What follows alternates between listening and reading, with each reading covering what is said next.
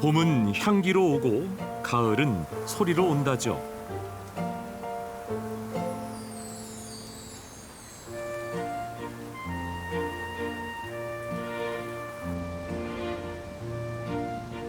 서늘한 바람과 함께 가을이 찾아오는 곳.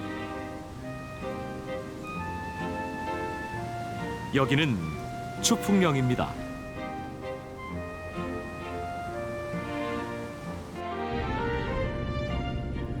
소백산맥 자락, 경북 김천과 충북 영동 사이를 잇는 추풍령은 해발 220여 미터의 완만한 고개입니다.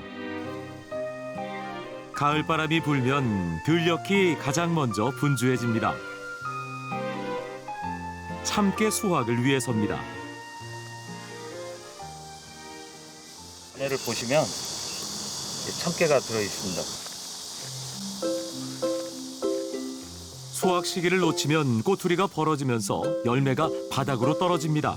때를 놓치면 안 되죠. 저희 추풍령에 가을이 이제 찾아온다는 신호거든요. 그래서 이제 밤 기온도 여름 같이 이렇게 따뜻하지가 않고 밤 기온도 이제 사늘해지고 그렇게 이제 기후 변화가 생깁니다.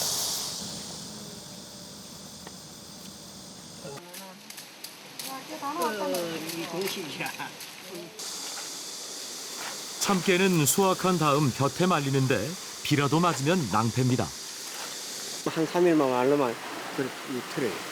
일자 털고 한 3번, 4번까지 틀을 수 있어요. 4번이나 틀어요? 네. 그래야지 이제 쭈구리까지 다 나온 게. 한 알이라도 놓칠세라 조심조심 깻단을 두드리면 벌어진 꼬투리에서 깨가 쏟아집니다. 이렇게 서너 번 깻단을 털고 난 뒤 알맹이만 채에 거릅니다.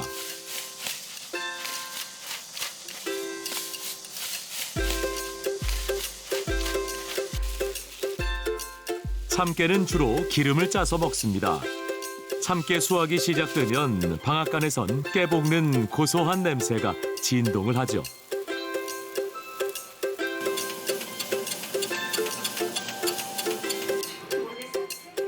잘 볶은 참깨를 차규기에 넣고 눌러주면 이렇게 기름이 흘러나옵니다.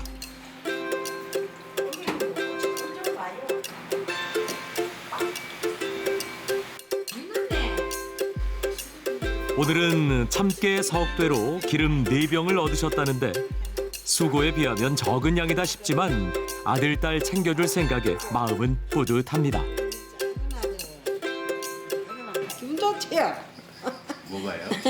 아 이래 농사 지어가지고 이래 아들 딸하고 나눠 먹고 기름을 이렇게 얼마나 이쁘게 짰어요. 그 바람에 사는 그 맛에 사는 거예요. 농사 짓고.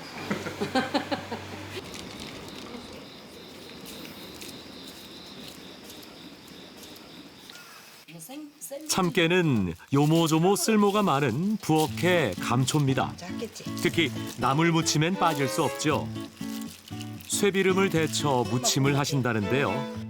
데치면 약간 미끈거리는 데다 맛이 좀 밋밋한 편이라 양념을 좀 강하게 하신답니다. 참깨는 마지막 활용점정입니다.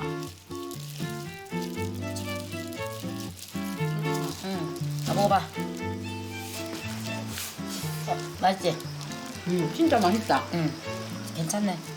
우리들은 뭐 죽 같은 거 이런 거 하루 한 분씩 주고 2분씩 주고 엄마는 그냥 수돗물 꽁치 그 수돗물 틀고 그래가지고 그래도 언니는 그거 안 난 먹었잖아. 그걸 그때 몰랐어. 언니는 그거 안 먹었잖아. 엄마 배는 고품이 있어도 나는 먹었다.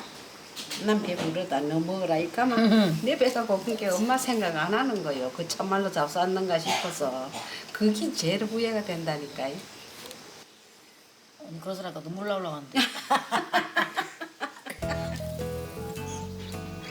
아무리 가물어도 쇠비름은 흔하게 자랐고 냉수로 허기를 채우던 어머니는 자식들을 위해 쇠비름 나무를 묻히곤 했습니다.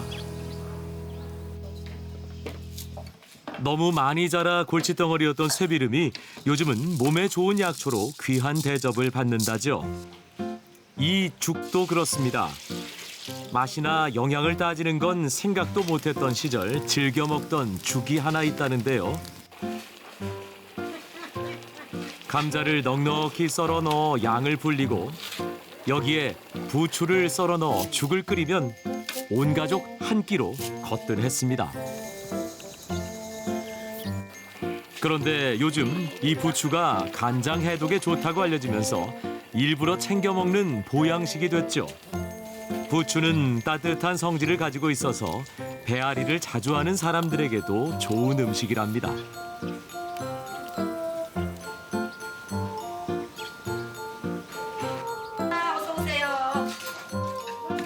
마을에는 이제 막 귀농을 온 분들도 많이 있습니다.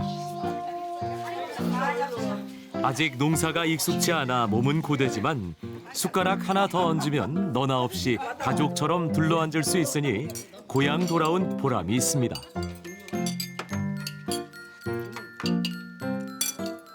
아이고 참깨보다도 더 구수하지요.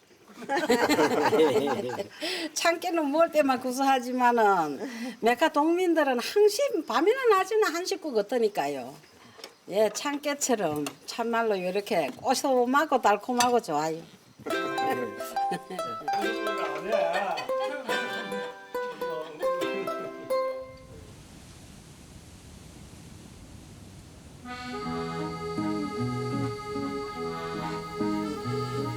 여름을 견뎌낸 곡식들이 바람에 흔들리며 고개를 숙입니다.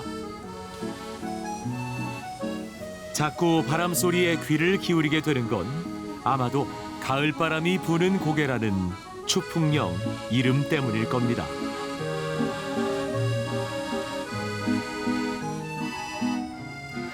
그 바람을 타고 추풍령은 온통 포도향으로 가득해집니다. 추풍령은 우리나라 최대 포도 주산지인데요. 한여름에도 아침 저녁 서늘한 바람이 불기 때문에 일교차가 커서 당도가 높답니다.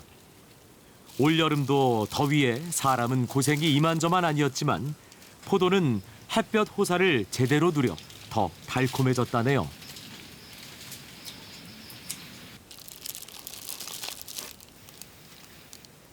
햇볕이 제일 중요하고 그다음에 물, 그다음에 바람이 걸랑요.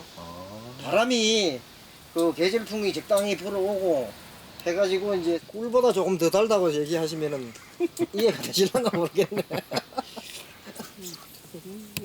두 분은 진짜 결혼한 맛있어요. 이듬해 처음 포도나무를 심었답니다. 그때까지만 해도 아내는 평생 포도밭에서 살게 될 줄 몰랐죠.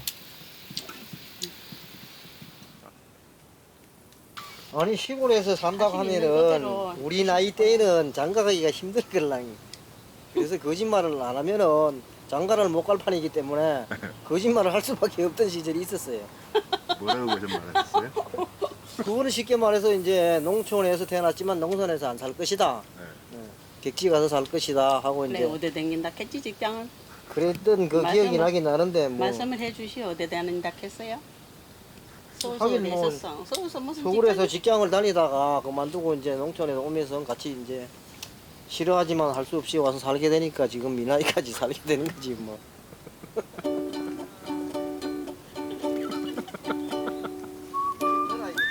알면서도 속아주고 사는 게 인생이죠. 서로 믿어주며 살아오는 동안 깊게 뿌리내린 포도나무처럼 부부 사이도 단단해졌습니다.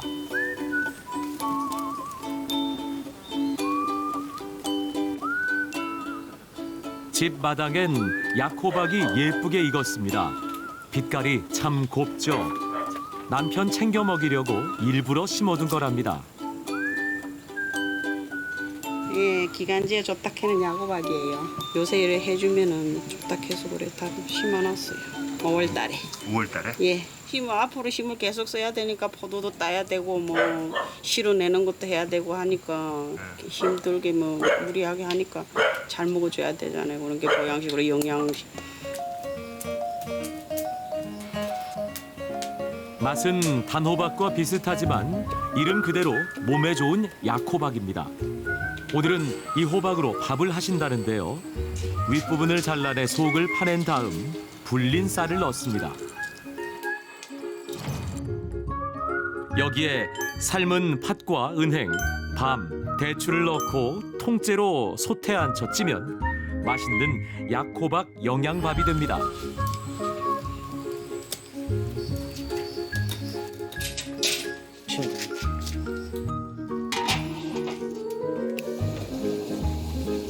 남편도 아내를 위해 나섰습니다.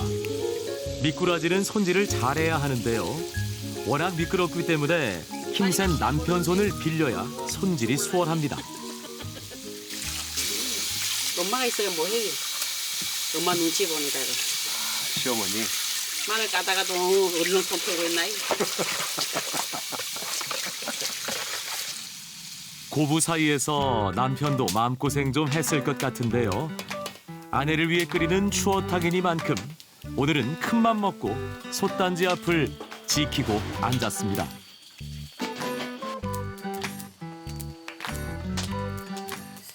애들 키우면서 농사 일을 하면서 이게 진짜 지금 돌아보면은 굉장히 힘이 들었던 시절인데도 이제 우리는 잘 못 느꼈는데 이제 시간이 지나니까 이제 이해가 되고 조금씩 이제 그런 좀 안 됐다는 생각이 들고 하지요. 그 당시에야 뭐 당연히 그냥 뭐 우리도 그냥 삶이 그러니까 뭐 그냥 사는 게라고 살았지만 지금 되돌아보면은 진짜 고생을 많이 했어요. 부엌엔 얼씬도 안 하던 남편이 요즘은 틈만 나면 도와주려 애쓴다니 세월이 약이라는 말이 맞는지도 모르겠네요.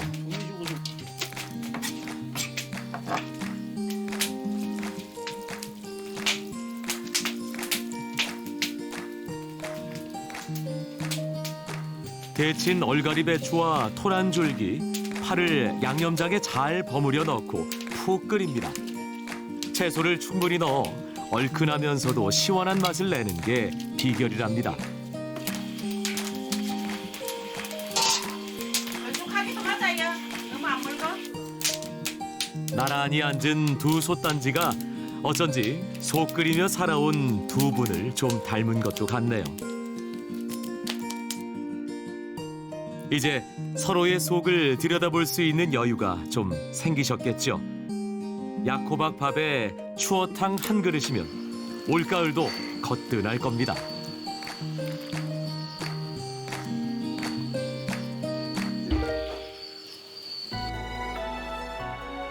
백두대간 고개 중 유일하게 수레가 넘을 수 있었던 추풍령은 물류가 오가는 교통의 중심지였습니다.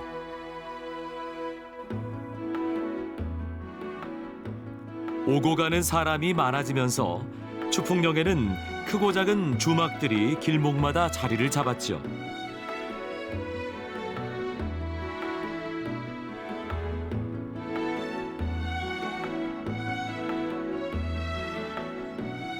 그중 가장 주막거리가 번성했던 곳이 이 반고개입니다.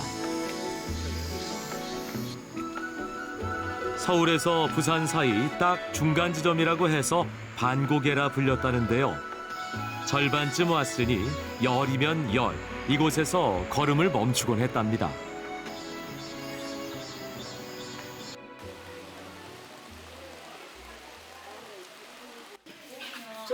마을에는 큰 술도가도 여럿 있었지만 반고개에선 막걸리를 맛있게 담글 줄 알아야 대접을 받았다니 집집마다 아낙네들은 술 빚느라 늘 바빴답니다.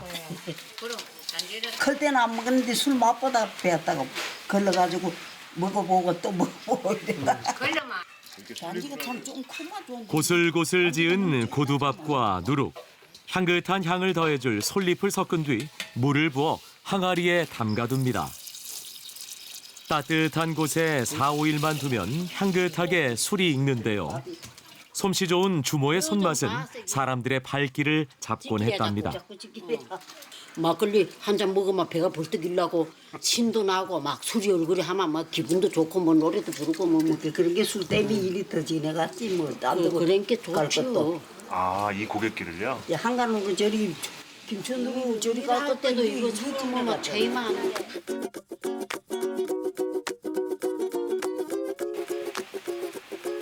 막걸리와 함께 가장 많이 상에 올렸던 건 메밀이었습니다. 가을이면 지천에 피어난 하얀 메밀꽃 때문에 추풍령 대신 백령이라 불리기도 했다죠. 날이 이제 가물면은 뭐를 못 숨다나 그런 데는 전부 설득하고 그런 거 가야지. 근데 부갈고 이제 메밀로는 주로 묵을 쑤어 먹곤 했습니다. 맷돌에 메밀을 갈아 물에 불린 다음 쌀뜨물처럼 하얀 물이 나올 때까지 여러 번 체에 거릅니다. 그 물을 솥에 부어 끓이는데 이때부터가 참 고역입니다. 솥에 눌러붙지 않도록 계속 주걱으로 저어주며 끓여야 하기 때문인데요. 송글송글 이마에 땀방울이 맺힐 때쯤이면 주걱에 적당히 묻어나올 정도로 되직해집니다. 이때 평평한 틀에 부어 식히면 메밀향 가득한 묵이 완성되는데요. 거친 메밀도 이렇게 부드러운 묵을 만들다니 음식 하나하나 들여다보면 담긴 의미가 남다르게 느껴집니다. 할 말 좀 소리 줘봐. 하나도 옳게 안 들어가는데 지금. 우유가 왜 지를 부어줘가 망치는 자가?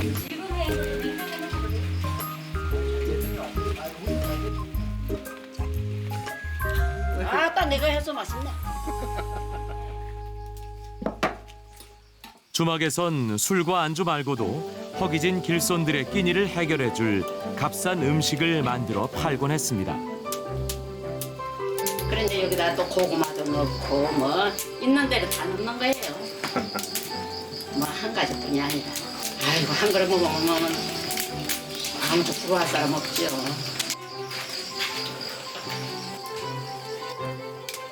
묵은 김치에 제철에 나는 채소들을 두루두루 넣고 찬밥을 넣어 끓인 이 음식이 바로 갱식입니다. 국을 뜻하는 한자 갱과 밥 식자를 썼으니 한마디로 국밥이라는 뜻인데요. 영남 지역에서 흔하게 먹던 김치국밥과 다른 지역의 나물죽이 만나 추풍령 특유의 음식 문화로 자리를 잡았습니다.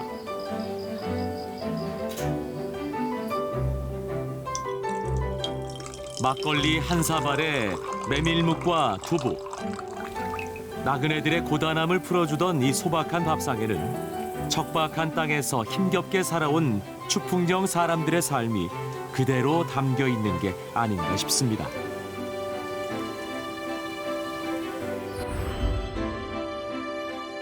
구름처럼 사람들이 모여들고 바람처럼 오가던 시절은 지났지만 가을이면 어김없이 피는 메밀꽃처럼 추풍령 옛길엔 수많은 사람들의 추억이 그대로 남아 있습니다. 기세등등하던 더위도 한 줄기 바람에 밀려나고 그렇게 밥상에도 가을이 찾아옵니다.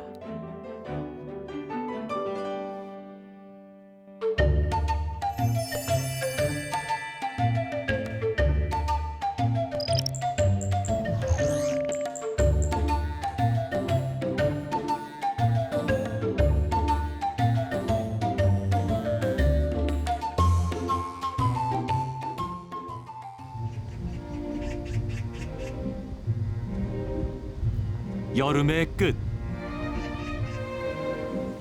들판은 온통 초록 이파리들 천지입니다. 한창 생애 최고의 전성기를 맞은 이파리들. 모씨도 그중 하나입니다. 그런데 뭐가 막 날아다니고 있네요. 모씨에서 옷 만드는 실이 나온다는 건 알고 계시죠? 줄기에서 실을 뽑아내기 때문에 잎을 미리 덜어내는 겁니다.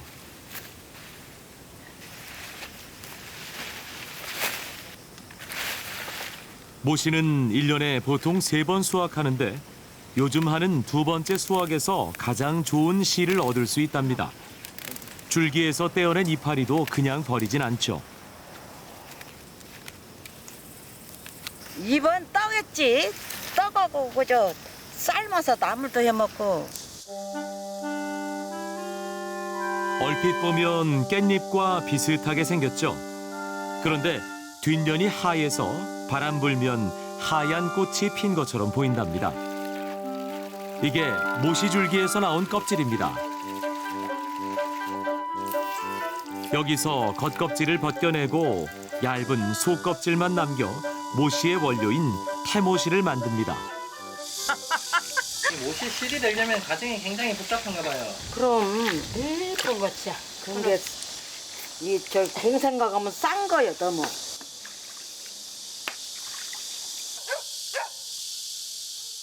이렇게 만든 태모시는 물에 담가두었다가 햇볕에 말립니다. 좋은 모시를 얻으려면 며칠 동안 밤낮으로 표백과 건조를 반복해야 한답니다. 음식할 땐 잎이 주인공입니다. 닭을 삶아 육수를 낸다는데 모신잎이 맛을 내는 비법입니다. 맛있겠다. 모시 이파리 넣으면 겨우녀 맛있어. 그 저기 뭐냐 한번 먹어보면 다 막 떠올라고.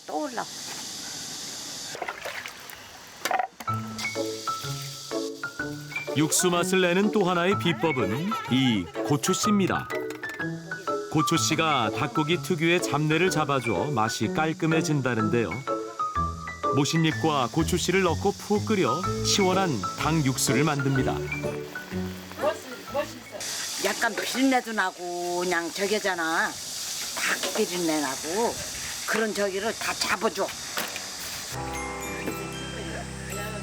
이 육수로 냉면을 만든다는데요. 우선 고기는 살만 발라내 먹기 좋게 찢어 놓습니다. 이 국수는 색이 파르스름하죠. 모신잎 가루를 넣어 만든 거랍니다. 국수 위에 고기살을 얹고 차갑게 식힌 닭육수를 부어주는데요. 차가운 성질을 가진 모시가 열을 내려준다니 여름에 먹기엔 제격입니다. 채스르라고? 응. 채스르라고. 모신잎은 향이 진하기 때문에 생잎으로 먹기는 어렵습니다. 모시주? 옛날에는 무시주가 안 쓰는 거지. 그렇지? 집에는 저기 어려서 다 부잣집에서 살고 부잣집이 씹어서 가난해서도 그랬지. 무시주가 안 근데 쓰는 배가 아무리 고파도 웬만하면 피하고 싶던 음식이 모시죽이었다죠. 보리 갈아서 죽 쓴 게 우리 행옥이가 이렇게 쳐다보고서는 그냥 가야 안 먹고 그냥 학교를 갔어. 초등학교를 갔는데 쓰러졌다고 그래서 선생님이 얻고 왔더란 게. 지금도 그 소리를 하면 눈물 나. 가슴 마음이 아팠지. 부모에게 배고른 자식을 지켜보는 것만큼 무서운 형벌이 있을까요? 악착같이 벌어서 내가 너들 살린 마음. 그래서 모시를 막 사흘이 안 폈어. 밤에도 자고 낮에도 자고. 모시를 키웠으니 모시로 살아야 했습니다. 모시 씨를 만들 때는 오를 2로 쪼갤 수 있는 데까지 가늘게 쪼갠 다음 무릎에 대고 비벼 끊어지지 않도록 연결해야 하는데요. 보통 힘든 게 아닙니다.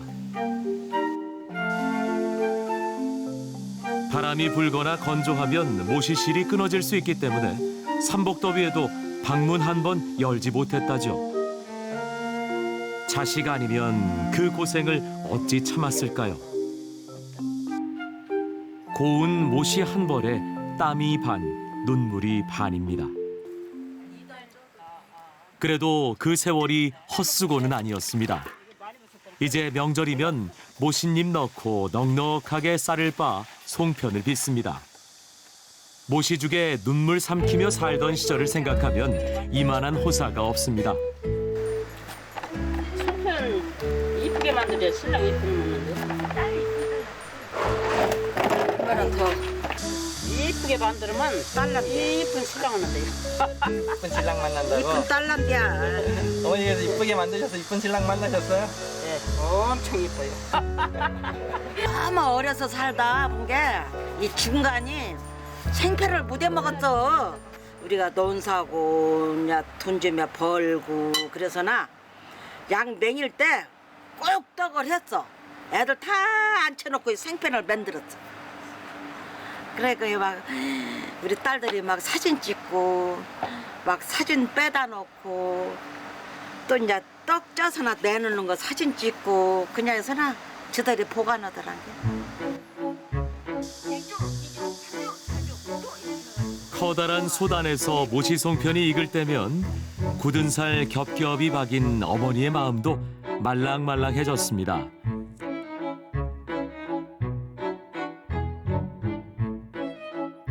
이만하면 잘 살았다 싶습니다.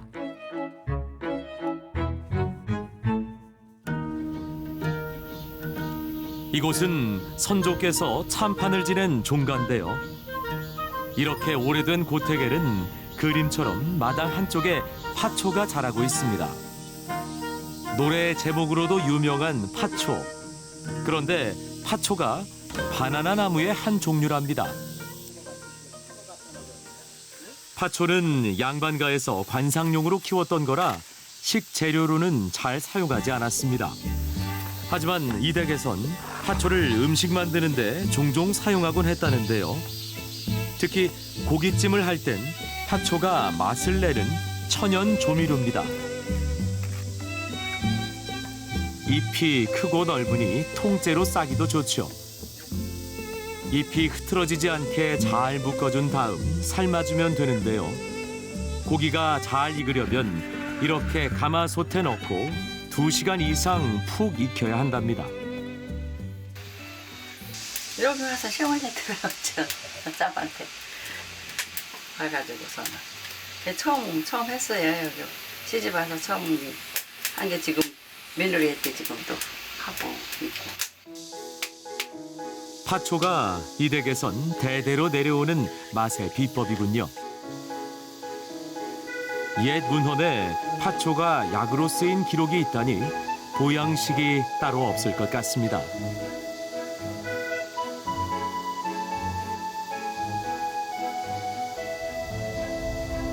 뜨거운 열기에 잔뜩 메말랐던 마음도 덕분에 촉촉해집니다.